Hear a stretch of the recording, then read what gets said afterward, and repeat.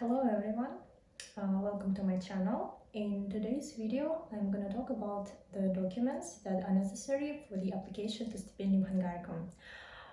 To begin with, the first document that we can see in the call for application is the online application form. What does it mean, this online application form? It's basically that form that you fill in with your information about your home country, about your name, address, etc.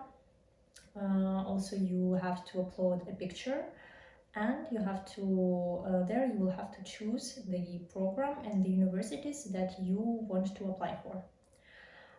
Next is the motivation letter. The motivation letter is the very important thing, and later I will make a separate video about the motivation letter for Stipendium. But the basic recommendation that we can see in the call for application is that it has to be minimum 1 page, and the font is Times New Roman 12. Okay, next is the proof of language proficiency. The proof of language proficiency is the IELTS or TOEFL certificate if you are going to study in English. So you will have to, of course, check the university's websites to see the criteria, the necessary requirements for the language proficiency. But usually the universities require not less than B2, maybe in some cases B1 English level, but usually it's B2 and above. Next goes the school certificate. The school certificate has to be translated into English. It has to be the official certified translation. And if you are still studying, if you haven't got your school certificate yet, you will have to upload some kind of document, some kind of a promissory note that you will obtain it. I cannot tell for your countries in particular, but in Kazakhstan it usually works through the head of the school.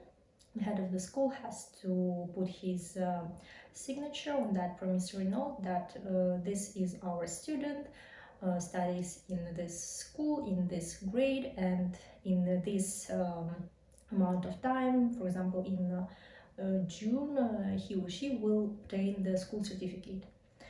And yeah, of course it has to be all in English. Then the transcript of records from your school. This applies to the last 2 years of your school. So for example, if you are right now in 11th grade, you will have to take all of the transcript for the 10th grade and the transcript for the first half of the 11th grade, because the application deadline is January 15th. So before that time you should be able to obtain at least the notes, the grades for the first quarter of that 11th grade. And of course it's better if you obtain for the full half, for 2 quarters of the 11th grade. And for the rest, you will also have to upload a promissory note that you will obtain it and you will upload it later. And all the transcripts, everything that you upload, of course, obviously has to be in English with the certified English translation. Then you need to provide a copy of identification document. So it has to be a scan of your passport, valid, of course. And if you don't have a passport yet, you can upload your national ID. Next is acceptance of statement for application in the online system. Basically, that means that you have to agree to the terms and conditions of your that you provide the data to the application form, to the online application system. Then the last but not least, after you are being selected, after you have been selected, after the first let's say stage of selection by your sending partners. So remember, the first step that selects you is the sending partner from your country. After that, if you are in the list of recommended candidates for the scholarship, then you will have to provide the medical certificate.